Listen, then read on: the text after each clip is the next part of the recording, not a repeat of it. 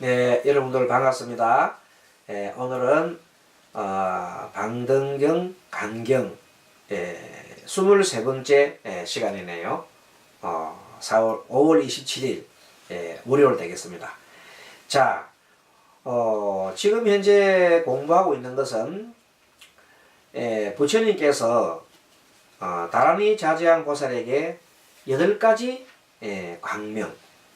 광명을 설명하면서 어둠을 깨뜨리는 8가지 법을 설명하였는데 그것이 생각, 뜻, 그 다음에 행실, 법, 그 다음에 지혜, 진실, 그 다음에 신통, 그 다음에 걸림이 없는 지혜 광명, 이렇게 8가지를 설명하시면서 이 8가지 각각의 또 8가지를 설명하고 있습니다.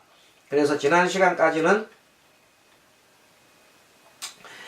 그렇게 설명이 끝났고, 그 다음에 이제, 지난 시간까지 이렇게 설명이 끝났습니다. 그리고, 그 이어서, 부처님께서 다란이 자제한 보살에게, 보살이 비심, 즉, 자비심인 그 비심을 닦는, 16가지 법에 대해서 말씀을 해 주셨습니다. 왜, 부처님께서 왜 말씀해 주냐면, 중생이 고통을 받고 있으면은 그 고통을 보살들은 굉장하게 가엾이 여긴단 말이지. 그 가엾이 여기는 마음이 바로 뭐냐면 원인이 되어서 그 비심이 원인이 되어서 법을 설하게 된단 말이야. 그럼 법을 듣고 중생들이 깨우치니 중생들이 구제를 받는 것과 같죠. 구제를 받습니다. 그래서 항상 대선보살들은 한편으로는 자기가 뭘 닦아요? 보리를 닦는데 그 사람들 보리는 다른 게 아니라 지혜는 이미 완성이 돼 있어. 그러니까 자비를 닦는다 보면 됩니다. 자비를. 자비를 닦는 법이 16가지 법이 있는데 그 법을 쭉 나열해놨습니다. 자, 그래서 지난 시간에는 5가지 법에 대해서 설명을 하고 오늘은 47페이지 보면 6번째 강경하도록 하겠습니다. 모든 중생을 보건대 7가지 교만이 있으니 첫째는 만, 이 교만할 때 만입니다. 둘째는 대만, 큰 교만이 큰 교만이죠. 셋째는 만만, 만만이 뭐예요? 만이 계속 이어지는 것. 교만이 한 번만 일어나는 게 아니라 계속 많이 이어지면 만만이죠. 만만. 넷째는 아만, 내가 최고다는 거죠. 5째는 정상만, 이거는 기고만장한 거. 기고만, 정상이니까 얼마나 갈수록 태산이야. 내가 최고란 마음. 그 다음에 6번째는 하만, 마음 중에는 조금 마음은 자만이 있긴 있는데 조금 낮았는가요? 조금은 하만이래. 하만, 대만이 아니고 하만. 7번째 사만, 사악한, 자기가 사악하게 이렇게 한다. 사악한 만심이다. 이렇게 표현을 하고 있습니다. 그러면서 보살 마살이 하만한 얘기는 하만하니까 조금 만심이 조금 그래도 있긴 있지만 조금 낮단 말이야. 그런 사람들한테는 뭐라고 얘기했냐면 보살 마살이 하만한 이 얘기는 스스로 말하기를 너보다는 뭐야? 훌륭하다. 내가 훌륭하다. 이렇게 하는 겁니다. 훌륭하다. 그럼 감히 보살님한테 달라들지 못하겠죠. 그래서 맞아. 보살님은 나보다 훌륭하다. 이렇게 해서 하는 겁니다. 보통 보면 사람들이 비교를 하면서 너나 내나 이런 생각하게 할 수 있습니다. 예를 들어서 이제 좀 얘기를 하자면 법사님들 있죠, 요새. 법사님들이 공부를 많이 하셔가지고, 이제, 부처님 가르침을 많이 이렇게 통달하신 분도 계시고, 그렇습니다만은, 그래도 이제 어느 정도 아직까지 공부 중에 있는 분들이 높아심에 사는 아닙니다. 스님들이나 내나, 부처님 같은 제자고, 나도 법복을 입었고, 머리만 깎았지. 이런 생각을 한단 말이야. 그런 말들이 뭔가 하면 어쩌고 그게 되게 심하면은 정상만이 되고 또 조금 적으면은 지금처럼 이렇게 하만이 된다면 하만. 그게 마음을 너무 대만 큰 마음이 그 다음에 이런 마음이 되면 안 되겠지요. 그래서 그런 분이 조금 이렇게 뭐 스님이나 내나 뭐 똑같은 거 아닙니까? 이렇게 하는 사람한테는 뭐라고 하냐면 아니다고 해야 됩니다. 스님들이 반드시 얘기합니다. 삭발의 그 의미를 확실히 얘기해줘야 됩니다. 위를 갖추고 같은 법복을 입었지만 스님이 삭발한 그 의미, 출가의 의미를 자세히 얘기해 주시면 그걸 뭐 비교한다는 건 아니지만 그거는 반드시 구분해야 됩니다. 그러니까 너무 그 차별이 없으면은 니나 내나 하는 그 아상만 키워준단 말이에요. 그분들한테. 그러면 안 되겠죠. 교만한 마음을 갖게 하면 안 되겠죠. 그때는 이 보살님처럼 나는 스님들 머리 깎았니 삭발하는 것은 법사님들하고는 차이가 있는 법이야. 이렇게 확실하게 얘기해줘야 그 사람들이 그런가 하려 하지. 니나 내나 똑같다 그래 보면 어떻게 되겠어? 안 된다 이 말이에요. 그게 그것도 어느 정도는 차별을 해줘야 되는 거다. 그리고 법사님들이 그걸 보고 받아들여야 되는 겁니다. 무조건 스님이나 내나 똑같지 뭐 같은 법을 한다 이렇게 해서는 안 된다. 그 같은 마음을 내는 그것이 교만한 마음입니다. 설령 그 법사님이 도가 높다 하더라도 그렇게 해서는 안 되는 겁니다. 도가 높은데 내가 니보다 도가 높다 하면 생각한다면 그거는 건강경 말씀 안 해도 아시죠? 그건 높은 게 아니죠. 그렇게 잘 새기면 되겠습니다. 자, 보살마살이 하만한 이에게는 스스로 말하기를 너보다 훌륭하다 이렇게 하고, 만만한 이에게는 계속해서 이제 그 만심이 이어지는 사람한테는 가장 나의 빛깔이 훌륭하고 아랫마리도 훌륭하다. 그래 봐야 내가 더 훌륭하다. 이런 식으로 하면서 조금 정신을 차리도록 해준단 말이야. 안 그러면 자꾸만 지가 내가 이만하면 좀 대단하지 않겠나 이런 얘기하는데 그런 것을 자꾸 깨우쳐줘야 됩니다. 아직까지는 그래도 공부를 더 해야 하느니라. 아직까지 경계에 많이 부딪히지 않느냐 하고 스스로 얘기해 줘야 됩니다. 자, 그렇게 해주는 게 좋겠다. 그 다음에 정상만, 이제는 기고만장사람 있잖아요. 그 되게 보면 자꾸 법사님들 얘기하는데 왜 얘기를 하냐면 법사님들이 행을 하지 않으시고 지식만 가지고 많이 하시는 분들이 좀 많아요. 사실은 다 그런 게 아니고 높아지면서 하는 겁니다. 그런 분들이 자꾸만 얘기가 그냥 경허스님 얘기를 봐요. 경허스님 보니까 내가 보니까 책을 보니까 경허스님은 술도 마시고 뭐도 하고 뭐 하는데 마음 다 깨달으면 다 그런 거 아닙니까? 이러면서 깨닫지 못한 사람이 막 그래 얘기하면서 막상 술 퍼마시면서 다른 사람보다 술 먹으라 하고 막 이렇게 하는 사람들이 많단 말이야. 아마 기가 차지요. 근데 그 사람들은 몰라. 자기가 도인인 줄 아는 거야. 그런 사람을 정상만이라 그래요. 그러니까 오늘 이제 혹시 강등경 보시거든 정신 좀 차리시고 그래 안 하면 좋겠어요. 자, 그래서 정상만 이에게는 내가 진실로 성인이 아니니 너는 아직까지 성인이 아니단 말이야. 그러니까 마땅히 성인의 생각을 익히지 말라. 뭐예요? 막 개 파괴하고 막 그래 하지 마라 이 말이에요. 아직 그러면 안 되지요. 당연히 안 되지. 근데 너무 그런 분들이 너무 많아 지금 이 세상. 하는 게 다리야. 그래서 내가 선생님 지금 웃으면서 얘기하지만 이게 웃어서 할 일인지 어쩐지 모르겠어요. 자오지가 하여튼 우리가 한번 생각해 봅시다. 그 다음에 진실로 성인이 아니니 마땅히 성인의 생활을 익히지 말라. 그 다음에 사만한 얘기는 이제 사특한 견해를 내는 사람이 있어요. 가령 보면 그런 견해가 있어. 부처님 견해가 아닌데 자기 나름대로 견해를 탁 내가지고 그걸 막 내세우면서 사특한 견해 내세우면서 그게 법인 것처럼 막 이렇게 도전장을 내는 게 있죠. 그러면 그런 분들한테는 얘기를 바르게 얘기해 줍니다. 그러므로 보살은 이 중생들에게 슬픈 마음을 갖고 참 안됐다 가엾다. 그래서 슬퍼하는 인연으로 바른 법을 편하니 중생들이 이러한 교만을 끊어버리고 하기 때문이다. 그래서 사실은 이 교만 만심이 가장 어렵습니다.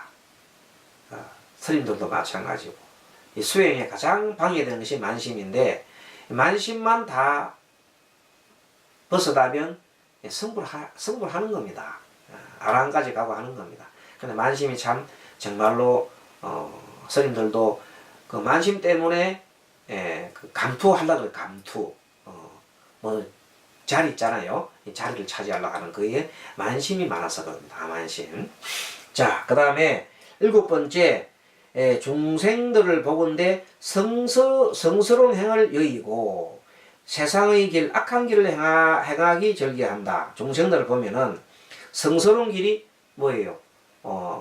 성불의 길이죠. 이걸 여의고 세상, 속세의 길, 악한 길을 절개한다. 그러므로 보살이 이 중생들에게 슬픈 마음을 닦고 모으고 그 슬퍼하는 인연으로 바른 법을 설하시니 중생들의 중생들의 세상의 길, 악한 길을 끊어버리려고 하기 때문이다. 8번째, 지금 현재 이것이 보살이 비심을 갖추는 중생을 보고 자비심을 닦는 몇 가지 16가지 법에 대해서 부처님께서 나란히 자지양 보살에게 말씀하고 있는 겁니다.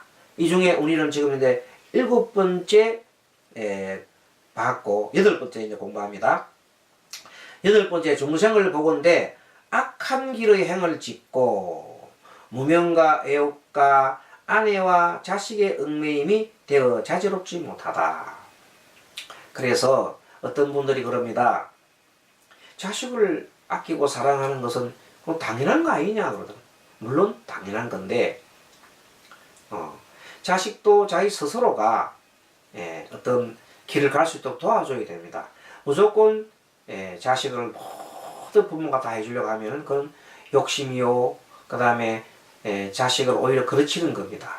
그래서 지혜로운 사람은 자식한테 돈을 물려주고 재물을 물려주는 게 아니고 자식한테 이 세상을 살아갈 수 있는 그런 지혜를 알려주는 겁니다. 그렇게 해서 하는 거기 때문에 중생들은 자식에 대해서 너무 애착을 하지 말라는 겁니다. 자, 그런 거를 설명을 하고 중생들의 이러한 얽매임을 끊고 악한 길을 여의게 하려고 하기 때문이다. 자, 9번째, 모든 중생을 살펴보면은 악한 법을 증언하고 악한 법이 뭐예요? 악한 것. 뭐 간단하게 하면 노름하는 거, 술 마시는 거.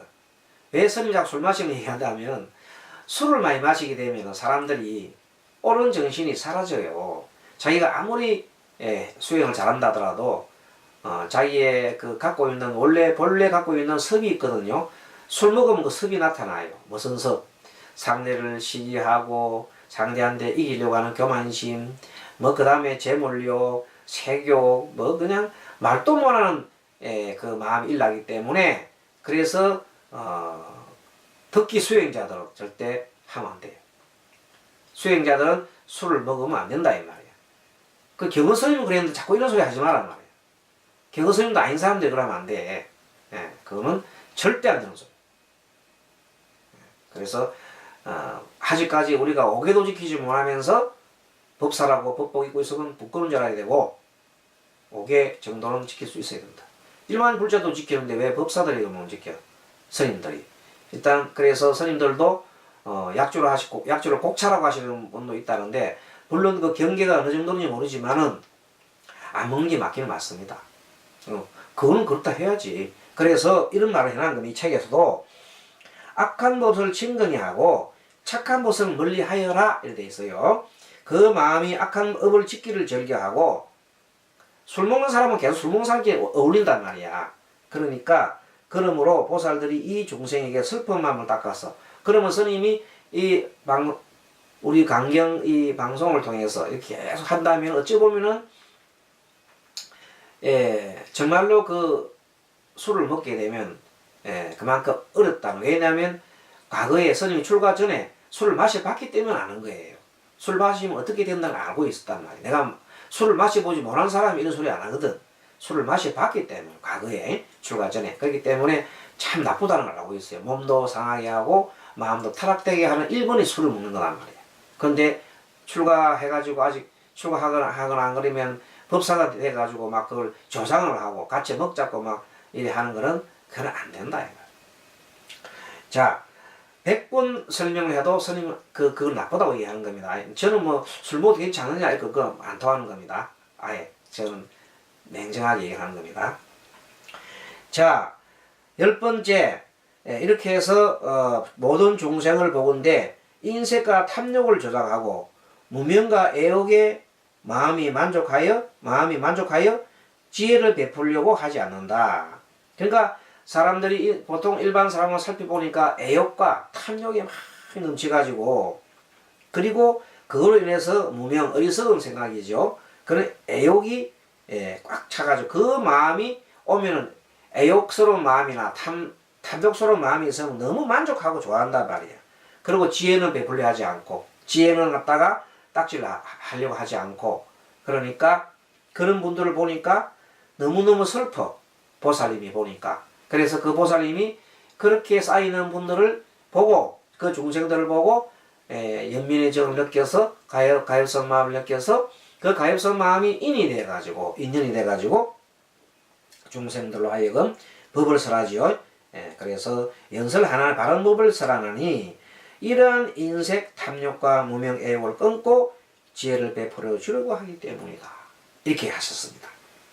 그 다음에 11번째 모든 중생의 악연과 단견을 보고 중생들에게 12인연의 참된 지혜를 베풀어 주기 위하여 보살이 여기에 슬픈 마음을 내고 그 슬퍼하는 인연으로서 바른 법을 펴 연설하나니 중생들로 하여금 악연과 단견을 끊고 12인연으로 베풀어 주려고 하기 때문이다. 이 나옵니다. 자, 여기서 우리가 이제 공부하면서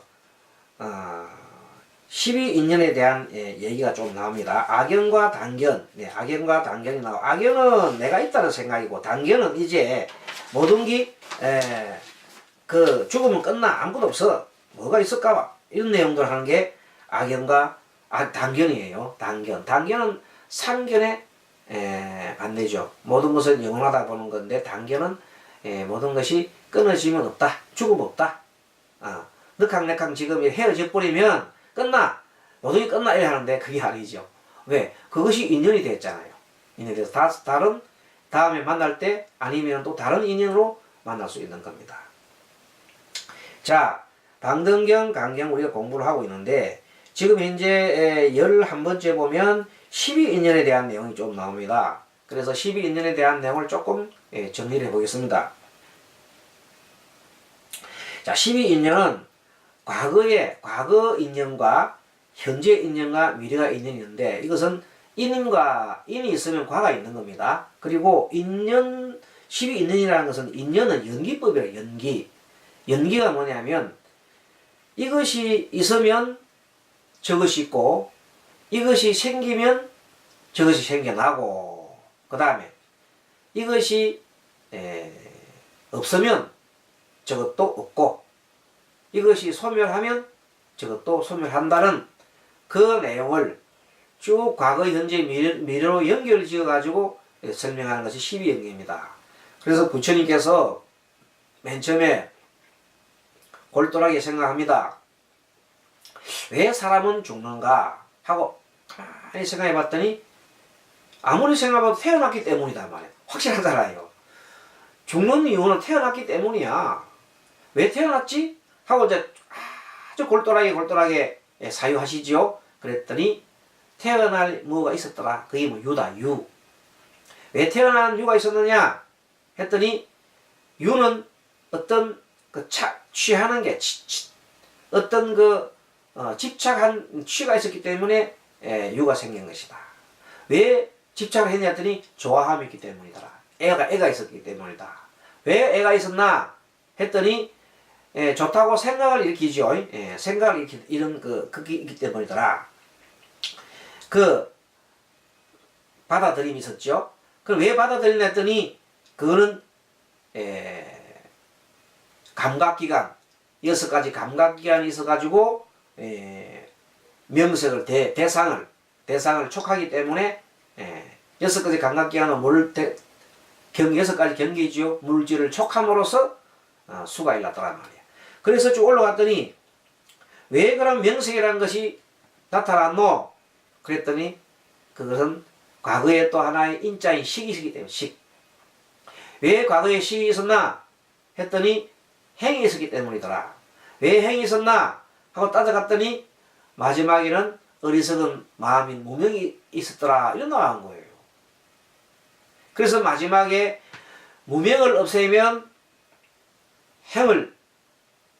무명을 없애면 무명이 행을 낳고 행이 식을 낳고 그 다음에 명색이 촉을 낳고 촉이 유입을 낳고 수가 애를 낳고 애가 치를 낳고 치가 유를 낳고 그 다음에 마지막으로 미래에 가서 생노사가 일어나더라. 이렇게 된 겁니다.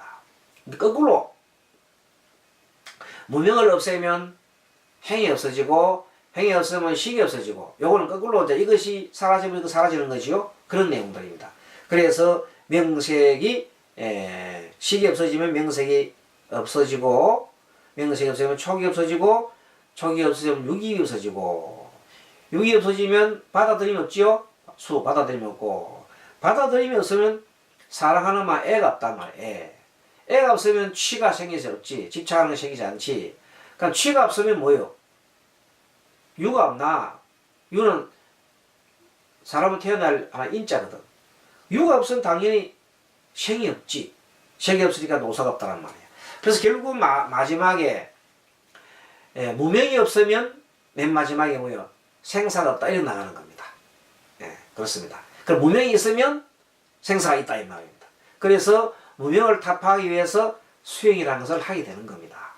그렇죠? 그래서 이 책은 방등경 공문은 지난번에도 설명했습니다. 한쪽에서는 지금 현재 아함경에 나온 내용들이 많이 나옵니다. 뭐 오음도 나오고 뭐 12연기도 나오고 그 다음에 12 뭐 무상무학고도 나오고 많이 나오면서도 또 한편으로는 보살 사상에 대해서 막 나옵니다. 그리고 공사상도 나오고 그래서 바로 뭐냐면 이 방등경은 아함경과 본격적인 이제 대성경인 반야경에 들어가는 중간쯤이 있다 이렇게 보면 맞습니다. 그래서 어찌 보면 우리는 이 경을 통해서 아함경에 관련된 그런 내용들도 많이 공부하고 또 대성경전인 보살 사상에 대한 공이라든 이런 사상에 대한 공부도 많이 하니까 이중으로 다 먹는 거예요. 그래서 공부하기가 너무너무 좋은 경입니다. 조금 복잡하긴 하지만은 자 그래서 12번째 보니까 이런 말이 나옵니다. 모든 중생을 보건대 무명의 어둠을 행하고 악견, 중생견, 사 이거 사자 요거는 사할 때 사자입니다. 사 그 다음에 착견 집착하는 거죠. 착견이 있다. 보살 살펴보니까 말이야. 그래서 보살이 지혜의 광명을 베풀기 위하여 이 중생들에게 슬픈 마음을 내고 그 슬퍼하는 인연으로 바른 걸 편하니 중생들로 하여금 이러한 소견을 끊어버리게 하였다. 계속 이렇게 나오지요. 어떤 중생을 살펴보니까 중생의 지금 현재 중생들의 몇 가지 16가지 중생들의 어떤 그 내용들을 살펴보는 겁니다. 살펴봤더니 그 중생들이 이렇게 해서 무명 어둠 속에서 악견을 내고 중생견을 내고 그 그릇된 견해를 내고 또 착견을 내고 이렇게 집착하는 견해를 내는데 이걸 보니까 정말로 고통스럽단 말이야 중생들이. 그래서 보살이 지혜광명을 베풀기 위해서 첫째는 중생들을 가엾이 여기는 마음을 내 비심. 지금 현재 이게 뭐냐면 보살이 가엾은 마음을 내게 하는 16가지 인연법을 얘기하고 있는 겁니다. 그러면 이 보살을 마음 우리가 닮아가면 되죠. 우리도 이렇게 닮아가는 겁니다. 그래서 악연을 안 내고 이거는 뭐냐면 보살이 중생을 제도한다 말은 나도 중생이기 때문에 내가 내 스스로 중생 제도를 하면 돼요. 우리가 그렇게 하면서 마음속으로 한편 나도 중생이다 말이야. 중생이니까 나도 이 말씀대로 이렇게 악연을 내가 벗어나야 되겠다. 중생도 벗어나야겠다. 그다음 사견도 벗어나야 되겠다. 착견도 벗어나겠다 이렇게 하는 겁니다. 자 그러면은 여기서 악연이 뭐냐 악연. 악연이라 하는 것은 내가 있다는 견해죠. 금강경에서 말하는 아상과 같은 겁니다. 악연 내가 있다는 견해. 중생견은 중생상 같은 겁니다. 탐진치로 이렇게 모든 것을 판단하려고 하는 그 견해 마음을 나도 모르는 사이에 탐진치가 들어가요. 그런 마음을 탁 내면 중생견이라 그래요. 사견 그릇된 견해. 무아나 무상이나 십이연기나 인연법을 해야 되는데 그 이상 사견 모든 것은 이거 신이 만드는 거야 아니면 모든 것은 인연이 없이 그냥 그 우연이 된 거야 이렇게 얘기하는 것은 사견입니다. 그릇된 견해입니다. 그러니까 착견 집착하는 것을 가려야 하는 것을 말합니다. 그렇게 해서 이제 이렇게 공부를 이렇게 쭉 하고 자 다음 시간에 또 뵙도록 하겠습니다. 여러분 강의 잘 들었습니까? 자 마하반야 바라밀 내일 뵙겠습니다.